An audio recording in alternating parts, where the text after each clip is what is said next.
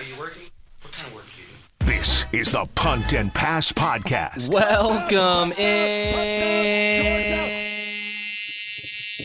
to the Punt and Pass Podcast. I'm your host, Drew Butler, joined alongside by my co-host, Jake Fromm. Be sure to follow us on social media at Punt and Pass on Twitter and Instagram. I'm at Drew Butler. He's at Fromm Jake. puntandpass.com, the number one destination for all things college football. October is flying by. Week 8 is on deck coming up this weekend, Jake. And we do have some pretty good games to talk about later on in this episode. We'll go 3 and out first, talk about the 3 biggest news and storylines across the great game of college football. And we're going to reinvent the DB3 piece for Prize Picks because it is broken. It is not working. I take full responsibility for that. I'm not going to blame anybody else except myself, okay? Hand up, that's on me. So we'll workshop that here in just a little bit. How are you, brother? I like it. Let's spice some things up. Yes. Doing good into another work week in the NFL. Thankful to be here and ready to get into it, ready to chat it up. And we got some great college football games coming up this weekend. Could not be more pumped up about it. Yeah, absolutely. I'm really pumped up. I feel re-energized. I feel reinvigorated. And a lot of that has to do with my new approach on Prize Picks, okay? This episode of Punt and Pass is presented to you by Prize Picks. You know that by now. It's Thursday. It's Punt and Pass. It's college football season. It's Prize Picks. Download the Prize Picks app. Go to prizepicks.com. Use the promo code PUNT, P-U-N-T, PUNT, and you get a 100% deposit match up to your first $100. The board just gets better and better each and every week on Prize Picks. All you have to do is pick 2 to 6 players, guess if they'll go more or less than their Prize Picks projection, and you can win up to 25x your money. Also, the sports eclipse is happening in a few weeks. Jake, do you know what the sports eclipse is? Dude, talk to me. Enlighten me, please. The sports eclipse is when all 5 major sports leagues play on the same day. That is coming up. And of course, you could do cross-sport entries on Prize Picks. Check it out. Cook up an awesome entry and win 25x your money. Yeah, we're reinventing the DB3 piece. Yes, I don't know what it's going to be called yet, but we'll get to that in just a little bit. The most important thing is you download the Prize Picks app, you use the promo code PUNT, you tell your family members, you tell your friends, you tell anybody that will listen. Use the promo code PUNT, download the Prize Picks app, 100% deposit match up to your first $100. All right, so it's Wednesday. That's the work day in the NFL. What did you do today to get ready for the New York Giants, a division rival for the Washington Commanders? Yeah, so Wednesday is your basic scouting report you get on the other team. You're installing normal downs, which is first and second down, runs and passes.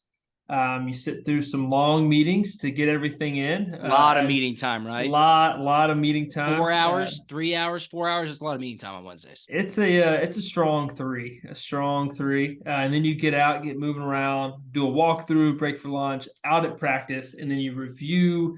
Obviously practice and the film work, and then we as quarterbacks we stay and we get a little bit of intro into tomorrow, which is our third down and kind of more situational stuff. Yeah. I mean, it is a well-oiled machine in the NFL. That approach is pretty much the same for all 32 teams. And then, look, when you get to Sunday, you roll it out there and see what happens. The most beautiful thing about the NFL, I get this question a lot. You might get it fairly often. Like, what do you like more, college football or NFL football? It's interesting because obviously I love college football. I mean, I love the University of Georgia. Everybody knows that. I watch every game that's on TV. But when it comes to the actual product, there is nothing better than the NFL. Every single game comes down to the last minute, evidenced by your game against the Atlanta Falcons just last week. I mean, that thing came down to the last possession, but that happens every game, Jake. Am I right? Dude, it is. It's a well-oiled machine. They have it down to a science. It's coming down to whoever has the ball in their hands last and who can make the situational plays at the at the right time. So it's crazy, honestly, just how every single game, week in and week out, comes down to the wire. But that's just part of it, man. You just giddy up and make sure you're along for the ride. That's it. I think the Minnesota Vikings a year ago were like 8-0 in one-score games, and now this year so far they're like 0-4 or 0-3, and obviously I think they're 2-4. I don't know, but 2-4. Better be good in those one-score games if you want to have a chance. Got to at the postseason. All right, let's go 3 now. And the biggest news storyline that's obviously dominating college football, especially where we live, and for the majority of our listeners, is the injury to Brock Bowers. Yeah. Ankle injury, high ankle sprain, tightrope procedure, reportedly went very well. Timeline, 4 to 6. Timeline, does Kirby Smart want to talk about it? No. My question to you, and I got this question, you probably got this question text to you. Should he come back? Will he come back? What kind of advice is he getting? What is that thought process? Because 4 to 6 weeks, Jake, is right around the first weekend of December, which would be the SEC championship game for Georgia. So in a perfect world, Brock Bowers is feeling pretty good. He's getting some ankle mobility back. He's running some routes. His rehab's going well. And he gets the thumbs up from the training staff that says, hey, man, you can go play at Mercedes-Benz Stadium against whoever, assumingly Alabama in the SEC championship game. What is that discussion for Brock Bowers and his internal team? Wow. I mean, that's so loaded because I think it comes down to a lot of what this team does without him. If they're making a run at a national championship and Brock believes that he's needed to go in and play in the SEC championship to make the college football playoff, then my gut's telling me is that dude's going to play. He's a football player. Man, he's a competitive dude, and I think he wants to be out there on the field. But if for some reason they don't find themselves in Atlanta, yeah, he won't be the only one sitting out. If for some reason they don't find themselves in Atlanta, I can guarantee you that. Yeah. And then I think also, too, if anything, if there's any hiccup or anything seems to go wrong at all with his recovery, I think they'll hit pause on it. And then I think it comes down to then, do they win in Atlanta? Are they in the college football playoff? And if they are, I believe he comes back and plays. But if for some reason they happen to be out, I think that could be it. I think that makes the most sense, right? And a lot of that is, you bring up a great point. I hadn't thought about that. Hey, how's Georgia's offense playing? Like, are they able to find a new identity, which I would assume, maybe not as explicitly they're saying, but they're going into the second half, coming out of a bye week going, we might need to reinvent some things with a game plan or how we're going to attack the first 15 plays without Brock Bowers. How does that look? How is that going? Then, of course, how is his rehab going? Now, what may be the worst minute of my 7-year podcasting career, me trying to audibly describe what a tightrope procedure was on Monday's episode. I have a little bit more detail right here. Tightrope surgery to repair high ankle sprain. The procedure involves using surgical thread instead of metal screws and is designed to accelerate recovery. So that reportedly went pretty well. I've dealt with ankles before. Jake, I'm assuming you probably have. So much of it has to do with mobility. So much of it has to do with flexion. All those tendons that tighten up and tear during an ankle sprain, they have to get back normal. And then for a guy like Brock, who not only needs to cut and needs to accelerate, he needs to block. So a lot of weight bearing and angling off that ankle. This rehab is going to be really important for him. Yeah, very well said. I mean, because what else can he do to improve his draft stock? And my question would be, well, the answer to that is nothing, obviously, right? I mean, All-American, world beater on the field, 2 national championships. He literally can do it all. The only way he can hurt his draft stock, I guess, is to really re-injure it, like break it or have something else happen around. I mean, what's around the ankle? The Achilles tendon is around the ankle. The knee has a lot of connectivity to the ankle, the foot, calf, all that stuff comes into play. So, of course, he's having those discussions with his team around a possible comeback. Now, all the fans, all the media, probably a lot of his teammates want to know, well, when's he coming back if he can? And Coach Kirby Smart had a pretty succinct answer when asked that, I believe in his Monday press conference. Quote, "You really think I'm going to answer that question?" Smart said when asked about Bowers possibly returning. I mean, is that all this is about? All y'all want to talk about is if he's going to be back or not. Like, that is the furthest thing from my concern right now. My concern is this team and getting Brock Bowers healthy. To answer that question is speculative, and I'm not going to speculate. Now, I get that, but people want to know, what's the timeline? Is there a possibility? And here's what I would say. George Pickens. Okay, George Pickens, granted, he didn't have a national championship. He didn't have 2 national championships, but he was a guy with a bright NFL future, which is proving to be true right now. He fought his way back from a knee injury to get back on the playing field and made himself available for the SEC championship. So this has happened at Georgia. I look to what Alabama did a year ago. Bryce Young and Will Anderson, no reason to play in the Sugar Bowl last year. And they did. And they did. Football players play football, man. I mean, like, that's just as simple as it gets. Football players play football. By all accounts, I don't know. I've never talked to Brock. Seems like he loves football. Seems like he loves Georgia and his teammates. I think if he's healthy and the right situation is in place, I think he would play in an SEC championship game if his rehab allowed him to. I 100% agree with you. I mean, everything that I know about Brock and have spent time with Brock and everything that I've gathered, all the information tells me that is, if that dude can play, that dude's going to play. I guess my last question on that would be like, what is a piece of advice that you would get, or what is something that somebody could tell you, Jake Fromm, to say, I'm going to shut it down. I can't do it. Is it really going to be, well, you could get hurt.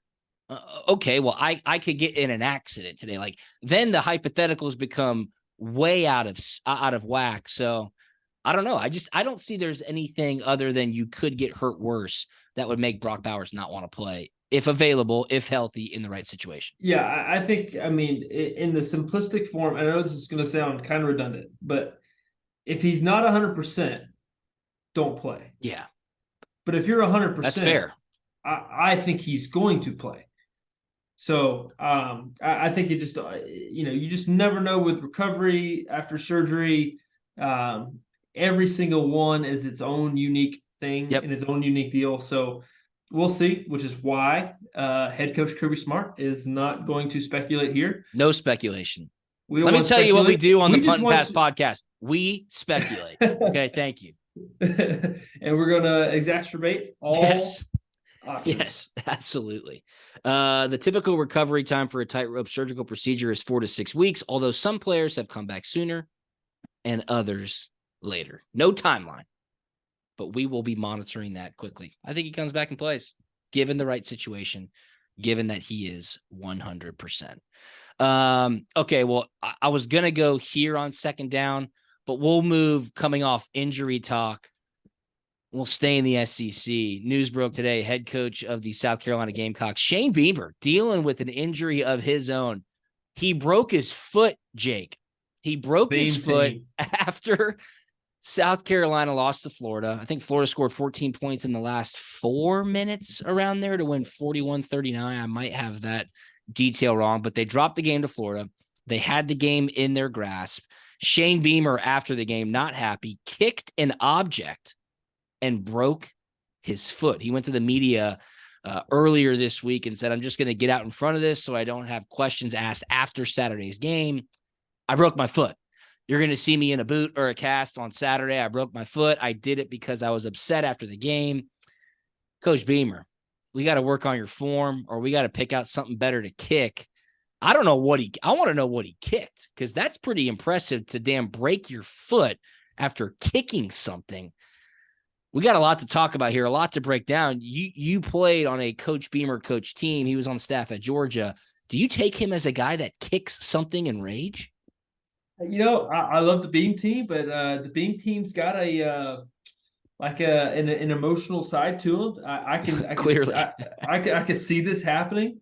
He cares a lot. He wants to win. I get it. You would know just from your kicking experience. Yeah. That must have been a pretty heavy cooler. Must have been. I mean, I'm just we love to speculate here, right? That's what we do here on the pod. That is what we do here.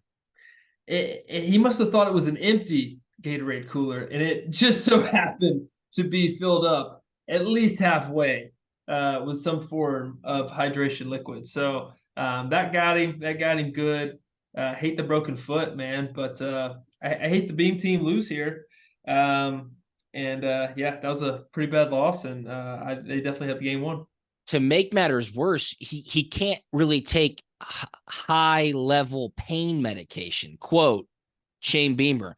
The problem will be not being on any kind of pain medication because that will make me loopy when he's on the sideline. So he's just going to have to deal with the pain. And yeah, the form, I was a soccer style kicker. You don't really want to come in on a water cooler soccer style. You probably needed to go for a stomping of it. Like if you're watching on YouTube, like kicking like that, with the bottom of your foot. I think that's probably what he needed to do. I don't know how good of an athlete he is, but to kick it like toe bash it on, that's not what you want to do, coach. You learn the hard way. I may know that just from kicking many things in my vicinity, but come on, man. Can't do that. Staying on Coach Beamer for a minute, though, he did catch a lot of heat, and this is a disturbing trend, might be a little exaggerated. But after the game, again, highly emotional. As you said, he's a fiery guy. He's highly competitive. He gets on the press podium after the game, Jake, and the last person he pointed at was himself. I mean, he threw his whole damn team under the bus, essentially saying we called some perfect plays. They didn't execute them. They stopped when they were supposed to continue pressuring. It was not a good look. Shane Beamer just going through the blame game, talking about why they lost to Florida last weekend. Yeah, I'm going to have to agree with you there. It's definitely not a great look, especially if I'm a player there on the team. It doesn't look good. It doesn't feel good too. Kind of receiving that kind of criticism from your coach in that public setting like that. Like, yeah, coach, like grill me all you want in our position meeting. Hey, if you want to grill me in a team meeting, I'll take it. I'll be that guy. Like, everybody gets grilled, a couple good times at a team meeting. Everybody's been there, done that. But out there in the public like that, it ain't great. Hopefully, he learns from it and refrains from doing that in the future. Just from a player perspective, I don't think that's a great look.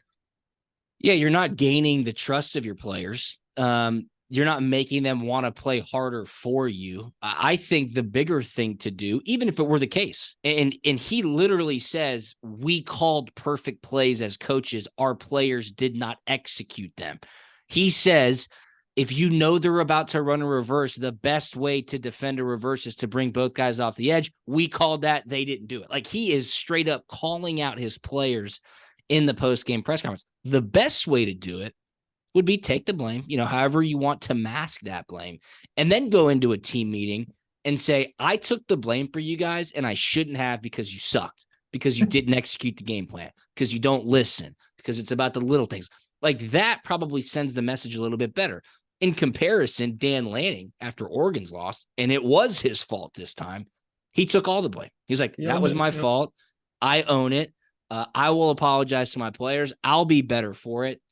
I don't know. That's like leadership 101, I feel like. I'm not saying Shane Beamer's not a good leader, but that's a trend that you might want to try to buck here if you want to get South Carolina and those players to continue playing at a very high level. Something you could say, too, that every coach says at some point in a press conference, hey, we just didn't execute. Yeah, exactly. Like that's vague enough. Everybody gets it, but you're not specifically pointing guys out here and there. It's like missing a ground ball between your legs in baseball, right? Everybody knows you messed up. I know I messed up. Yeah. Grandma in the stands who can't even see the game knows you messed up, So. Or it's like when a field goal kicker misses a kick to win the game in the last seconds.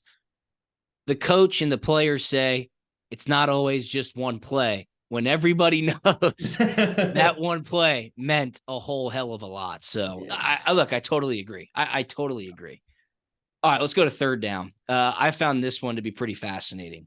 For the third time in 4 weeks, a Pac-12 conference game was the weekend's most watched college football game. The Pac-12, which has been completely obliterated, it is now the Pac-2 after this year, is going out with a bang. So many teams in the top 25, great quarterback play. Colorado, which dominated the headlines for the first half of the season. Michael Penix Jr., Washington's quarterback, now the odds-on favorite to win the Heisman Trophy. 3 out of 4 weeks, Jake. Pac-12 conference game. Weekend's most watched college football game. Crazy to me how this kind of resurgence of the Pac-12 is happening at a time where after this year, it just goes poof. I feel like we're in the middle of an ESPN 30 for 30 documentary about the Pac-12. Yes. You know, good perspective there. That's definitely probably happening right now. Like somehow or another, Oregon and Washington like end up winning out. Oregon beats Washington at the end of the deal. They're both one loss, and somehow they both get in.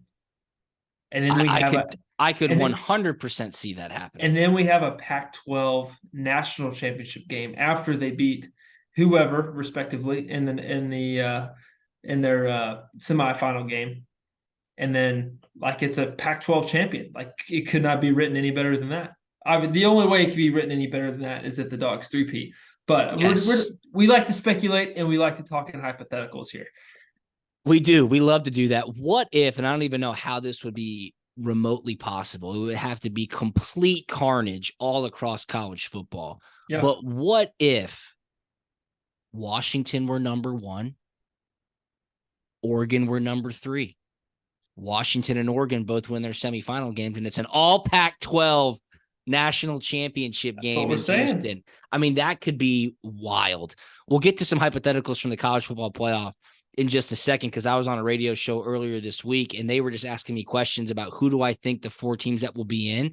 And, dude, there are so many options right now of how the puzzle pieces could be put together. It's crazy. But to put a bow on this Pac-12 thing, people kind of got spun up and confused because ABC, the national ABC game, you would think they'd pick Washington, a top 5 team, Heisman frontrunner for their Pac-12 selection the week of October 28th. That's next week. Who do you think they picked, though?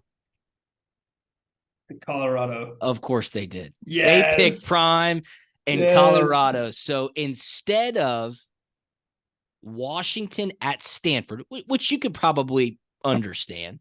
That's like Georgia Vandy. Yeah, 100%. No offense. ABC Coach picked QP. Colorado at UCLA. So Washington at Stanford is 7 p.m. on Fox Sports 1, October 28th. Colorado at UCLA is 7:30 on ABC. So people are like, Colorado's not that good. You guys are obsessed with Coach Prime. How could you pass up Washington? They're a really good team. Let me just tell you one thing, listener, punt and pass, loyalist. TV networks care about money. They care about people tuning in. Colorado, for better or for worse, this year right now is America's team. People want to see Prime. They get huge ratings. It's just like Taylor Swift on the NFL coverage. If she's in the building, people are going to watch. They're going to show her every third down. It's what pays the bills, folks. So, I get confused, get angry if you want, but it's just dollars and cents. I mean, that is quite frankly the truth of the matter. Yeah. That is truth of the matter. No doubt about it. Before we go inside the 5, any thoughts on the college football playoff? Because my thought process, I was on a show called Follow the Money on VSiN. It's an awesome radio show I listen to pretty much every morning. I said if Alabama beats an undefeated Georgia in the SEC championship game, okay, Georgia's 12-0, Alabama's 11-1. Alabama beats Georgia in the SEC championship game. I said I have a hard time thinking the committee. I said I have a hard time thinking the committee would leave out Alabama. And they go, okay, well, what if Texas beats Oklahoma in the Big 12 championship game with 1 loss, right? They lost to Oklahoma a couple weeks ago. And now Texas has a win at Alabama by double digits, and Washington's undefeated, and Florida State's undefeated. And it's just, my head was spinning. I was like, oh my God, I'm not really ready to kind of break this down right now. They're saying that there could be a scenario in which Alabama beats an undefeated Georgia. They're the SEC title winner, and they don't get in because Texas would have to be in over Alabama. They beat them in Tuscaloosa by 10 points. I was like, it's a great question. It's a great hypothetical. They were saying Florida State. They were saying Ohio State. They were saying Michigan. You're sitting there going, it could be total chaos in about 5-6 weeks. Hey, and this is just because Sam's in the room and I hear about it every day. Yeah. North Carolina is 6-0. I know. Or do they play Florida State in the regular season, or is that just going to be in the ACC championship game? I could not tell you. I believe it's just in the ACC championship game. I think so too. I think they do avoid Florida State. And UNC's hardest game on their schedule is against Duke. I mean, at Clemson could be a little tough. Clemson could be feisty there, obviously. But UNC could be undefeated. So the ACC championship game could be two undefeated teams, Florida State and North Carolina. The Big 12 championship game could be an undefeated Oklahoma going against a one-loss Texas team, which lost to Oklahoma on the last play of the game. The SEC championship game could be one-loss Alabama against a hypothetically undefeated Georgia. The Pac-12 title game could be undefeated Washington against a one-loss Oregon team that lost essentially on the last play of the game. And then the Big 10 title game, whoever comes out of the Big 10 East probably wipes the floor with Iowa. I don't know if you've seen the stats on Iowa's offense. They're 6-1, Iowa's offense. They're averaging, I think they're the 114th ranked offense in the country. And their schedule heading to the Big 10 title game is absolute cakewalk. It's just really, it could be complete and total chaos heading into the college football playoff final rankings. First rankings come out Halloween night, Jake, just to let you know. So that's the week after next. That is a little spooky. Yeah, I'm all. This is one of those times where I'm all in on an 8-team playoff. 8 all team. In. So 5 conference winners and 3 at large. Yeah. I think that's fair. I think 12's too much. And I've told people this. I warn you, as soon as we go to 12, they'll start clamoring for 16. Just buckle up. It's always more, man. It's always more. It's always more. No question. Can never have enough. You cannot satisfy the soul. No. The only thing that can satisfy in this world is Jesus. That's Amen. it. That's what I got for you tonight. Amen. Look, I totally agree. There's no doubt about it. No doubt about it. Jesus would love for you to download the Prize Picks app. I do know that. He told me. Download the Prize Picks app. Use the promo code PUNT. You get a 100% deposit match up to your first $100. Usually, I give you the DB3 piece right here. I need to reinvent the DB3 piece.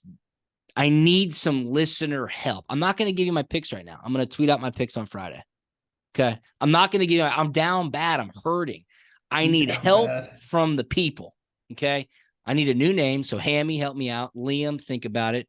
Jake, if anything pops into your head, let me know. I'm trying. I can't go with DB3 piece anymore. Because the definition of insanity is doing the same thing over and over again and expecting a different result. I'm done with that. Okay. I'm pointing the finger at myself. It is my fault. I take the blame. I'm an adult. Okay. I'm an adult. That's what Adam Wexler, founder and CEO of Prize Picks, would want me to do. Prize Picks has been an unbelievable partner to Punt and Pass for the last few years. And we're going to start dishing out winners. Okay. So stick with me, people. Check out my social media at Drew Butler on Twitter and Instagram. Head on over to Prize Picks at Prize Picks on Twitter and Instagram, prizepicks.com. Download the Prize Picks app. If you use the promo code PUNT, you get a 100% deposit match up to $100. What does that mean? If you deposit $20, they give you $20. If you deposit $50, they give you $50. If you deposit $100, you're right, they give you $100. So download Prize Picks, use the promo code PUNT, 2 to 6 players, more or less their Prize Picks projection, 25 extra money. I'm going to be in the lab all day tomorrow. Okay. Literally all day, like dedicating time, effort, resources, telling my wife, I can't talk right now, telling my kids, I'm sorry, daddy was 45 minutes late to pick you up from school. I'm putting together a winning entry on Prize Picks. All right. And I'll have a new name for it as well. So if you came here just for that, check me out on social media. We'll get that going for this weekend. Sorry, people. Look, hand up. Hand up, okay? I apologize. All right, let's go. Let's go to Inside the Five. 5 biggest games of the weekend. Jake Fromm just texted me a potential name for the new entry. We're not going to be using that name. It is apt, but not going to be using that one. Thanks, Jake. Keep working on it. I appreciate your thought process. First game, right out of the gates at noon Eastern on Fox. This has college football playoff implications in a big way. It's a top 10 matchup in the Big Ten. Number 7, Penn State at number 3, Ohio State. Ohio State's a 4.5-point favorite. The total here is 45.5 points. 2 undefeated teams. This is a great rivalry, Jake. This Big Ten East, man, it is absolutely stacked this year. Dude, this is in the shoe. Dude, Penn State's got a good football team, good program going on right now.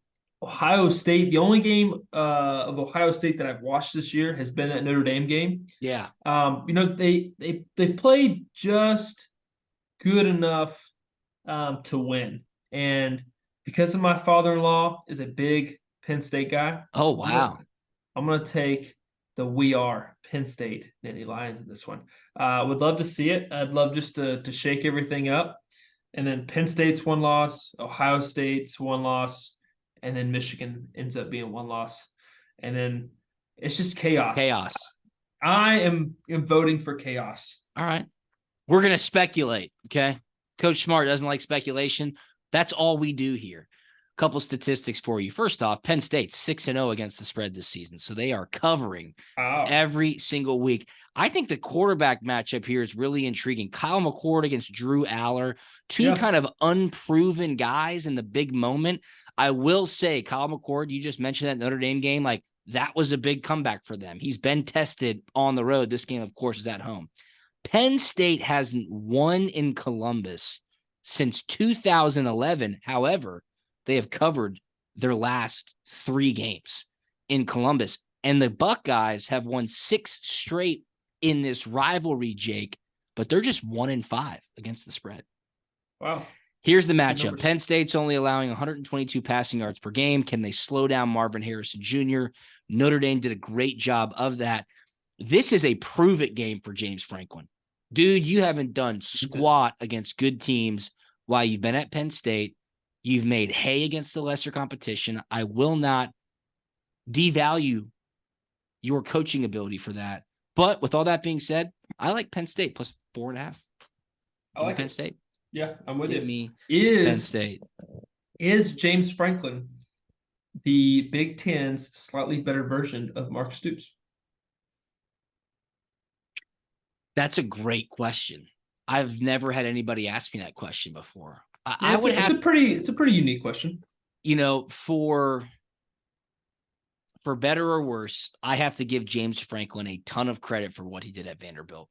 Yeah. I mean, did he have a 10-win season at Vanderbilt? 9, 10 wins? Like Vanderbilt was a pretty damn good football team when James Franklin was the head coach. So just for that, I'd have to give him the nod over Mark Stoops. But if he goes out there and drops an egg this weekend, put him in there because the Penn State fans are not going to be happy. This is a great opportunity for Penn State. They got a nasty defense, and that offense is pretty good too. Last thing we'll say on this, I would love to see that stat graphic that we did on Mark Stoops wins versus ended up teams being with a winning record. Yeah, I would love to see the side-by-side record of James Franklin with that. Absolutely. I'm going to try to find that one for you. All right, 3:30 game on CBS. Number 17, Tennessee at number 11, Alabama.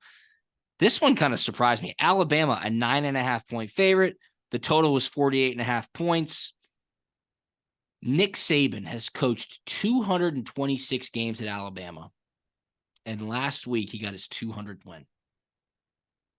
Wow. 200 wins out of 226 games. That is damn impressive. What do you think about this game? I mean, again, what a quarterback matchup. Jalen Milroe, Joe Milton, 2 absolute lightning rods for their fan bases. It's like, who won't make the big mistake? Like that's the question mark. who won't make the big mistake at the quarterback position, you would have to tilt towards them to probably win the football game. Yeah, that's very well said. Big props to Coach Saban on that because that's so impressive. I see this game going one of two ways. I see this either being a tight game down to the wire or an absolute Alabama beatdown on Tennessee. Like, there's no way they're going to let Tennessee come into their place after what they did to them last year and just let them get away with it. Tennessee's not the same football team. Joe Milton's still figuring a lot of things out. I don't think they have the same dudes at receiver that they had because they were just running all over the field, up and down the field on Alabama last year. But I think this game's going to come down to the trenches a little bit, like which offensive line can protect their quarterback a little bit more. And I love what you said about not making the big mistake. Turnover battle, win in the trenches.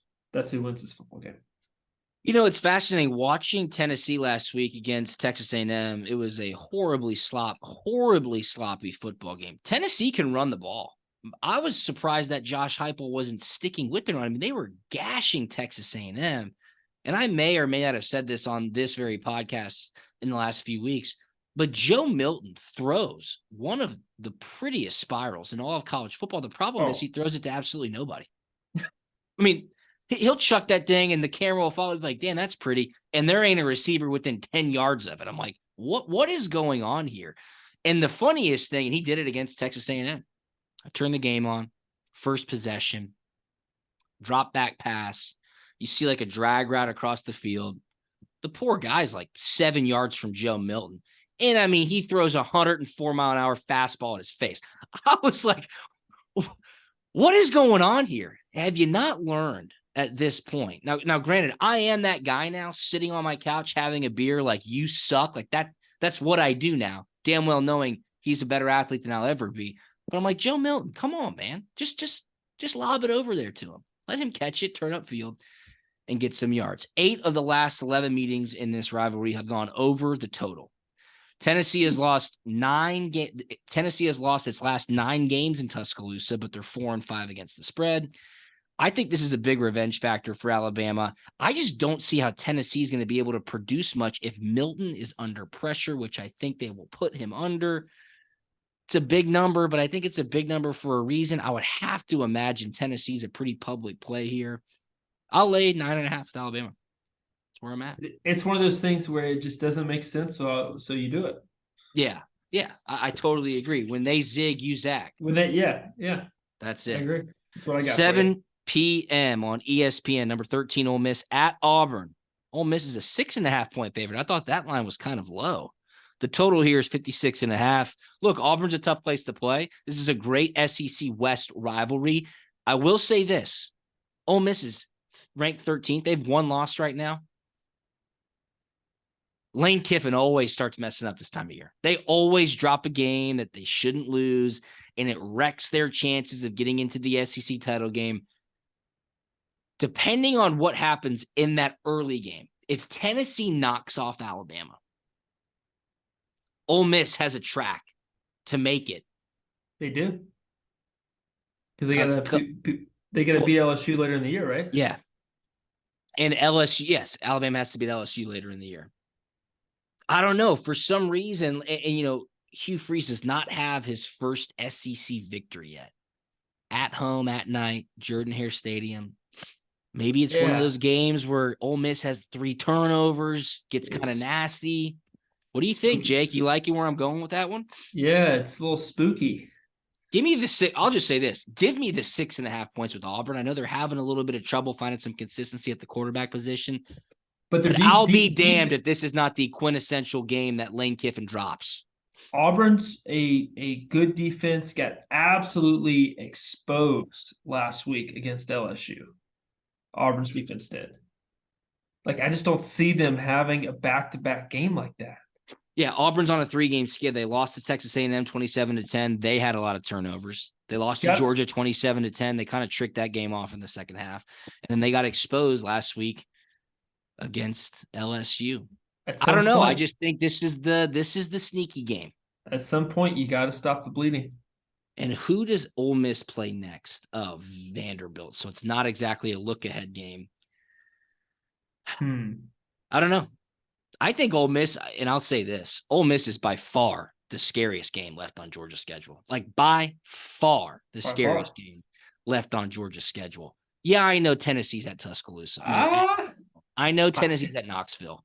But when you look at Ole Miss's offense and you look at the trouble that Georgia's had against mobile quarterbacks and offenses that can get on the perimeter, Quinshon Judkins and Jackson Dart and Lane Kiffin calling those plays, that would give me a little bit reason to say you might want to think twice about just chalking that one up as a W for the Dogs.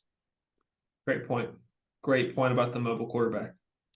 Give me 6.5 with Auburn in this game. Watch out. Watch out for a little money line action on that one, too. That game, to me, I might be dead wrong. That game, to me, is one that I'm running my radar up on. I'm with you on that one. Let's do it. Number 16, Duke, at number 4, Florida State. Florida State undefeated in the ACC. I really like Florida State. Florida State's a 13.5-point favorite. The total here is 48.5 points, 7:30 p.m. on ABC. Is Riley Leonard back for Duke yet? I don't believe so. I don't believe so. You know who would know?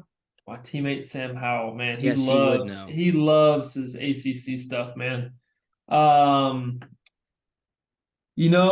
I do know that Jordan Travis is really good, and he's got some dudes. Yeah, he does. Receiver. Keon Coleman. Woo! He put on a show last week. I mean, it just seems like every time he just throws it up and these guys go make a play, or they're pointing at a DB to come press them, and they're calling their shots, and they are executing on their shots. I like Florida State in this one because it's at home. I think if it was on the road, it'd be a little different matter, just because I believe Notre Dame played Duke. They did. And they lost to Duke, correct? Notre Dame beat Duke. Notre Dame beat Duke. Yeah, that's when Riley Leonard got injured. Yeah, correct. That's right. But dude, Duke's a tough football team, and they're going to play really hard. Says there was some speculation that the bye week would give Riley Leonard enough time to recover for the matchup against NC State, but he did not play last week, so he very well could be back against Florida State. That line, though, 13.5 would have to make me think that he's not playing. So I just like Florida State. I've for whatever reason gotten locked onto a few of their games. Obviously watched that entire Clemson game, saw a good bit of their game against Syracuse last week. I thought last week at home against Syracuse was like a trap game for them. And dude, they just put it on them. I mean, 41-3, Trey Benson gets going out of the backfield. Keon Coleman with some just crazy acrobatic catches. Seems like Mike Norvell's got it going on down there. I think Florida State's going to be one of the 4 college football playoff teams, so I will take them here. All right, last game. Let's go out west and finish things up. Number 14, Utah at number 18, USC. Southern Cal, 7-point favorite. Are you kidding me? The total here is 56. This game's at 8 p.m. on Fox. Southern Cal with that defense, they shouldn't be favored against anybody. I don't know what's going on. And keep in mind, Utah beat Southern Cal twice last year, beat them in the Pac-12 title game, which knocked Southern Cal out of the college football playoff. Yeah, I would love to believe that USC says, man, like, I hope there's enough about them and those guys on that team to say, I'm not letting this Utah team get the best of me 3 times. Can't do it. Can't have it. And they're coming off a loss to Notre Dame. Man, I think they got to come out swinging, just to prove to everybody that we got something to us here. We're some competitive dudes, and we want to make a run at this college football playoff. San Jose State scored 28 on USC. Arizona State scored 28. Colorado scored 41. Arizona scored 41. Notre Dame scored 48. And I know they turned the ball over a lot against Notre Dame last week, but you've got to address the defensive inefficiencies at some point. And it just seems like Utah is the kind of team that will just walk in and punch them in the face. If you want to know the type of culture that head coach Kyle Whittingham has built at Utah, it's this: kick Southern Cal's ass. That's the culture. Like, we build our program on beating the Southern Cal Trojans. Caleb Williams, you don't think that he will want some revenge? I don't know. I just don't think Utah's defense will allow Southern Cal's offense to get activated. Could you see Southern Cal dropping 2 duds in a week? You just said it, Jake. Like, you hope those guys show you enough to say, that ain't us. That's not what we're about. But you have to go Utah here. I know it's in the Coliseum. You got to go Utah. I mean, that's like one of those things earlier this season when Tennessee went down to Florida. Is this different? Yeah, it should be. No, it's not. That's like when we were growing up and Georgia had to go down to Jacksonville. Is it different this year? No, it's not. You lose again. I think Utah is the team this weekend in this matchup. Some great points. However, Utah's quarterback, Cam Rising, still not playing. Still out. They're still playing with some backup dudes. And Caleb Williams is number 1 overall pick. Yeah, he is. There's no doubt about that. He's going to make some stuff happen. And he's going to make some stuff happen. The Trojans will come out victorious. Oh, going with USC. I like it. Yep. I dig it for sure. Got a great weekend of college football lined up. I love college football. I really do. NFL is getting good too right now, man. The weather's changing. We've been saying it for the past couple of weeks. It's a great time to be alive. It's a great time to be alive, man. That it is. Awesome, my man. All right, good deal. Week 8 on deck. Be sure to follow us on social media at Punt and Pass on Twitter and Instagram. I'm at Drew Butler. He's at From Jake, puntandpass.com. This episode, you already know, it's been presented to you by our great partners at Prize Picks. I will have my entry up on social media on Friday. Tweet at me. Give me advice. Let me know what it should be called. Help me out, people. I am begging you. We're going to get a winner this weekend. Go to prizepicks.com, download the Prize Picks app, use the promo code PUNT. You get a 100% deposit match up to your first $100. Anything on the way out, brother? And if you're wondering why we didn't talk about Georgia's matchup this weekend, it's because we know already they will go 1-0 this weekend. That's right. Don't worry about it. Put all your money in the bank on that game. Yeah. Of course, they're going to win that inter-squad scrimmage on probably Wednesday, and then they all get to go. Perfect. All right, brother, man. Well, you are great. Good luck this weekend against those New York Giants. And everybody, we will talk to you on Monday. See you. Yep.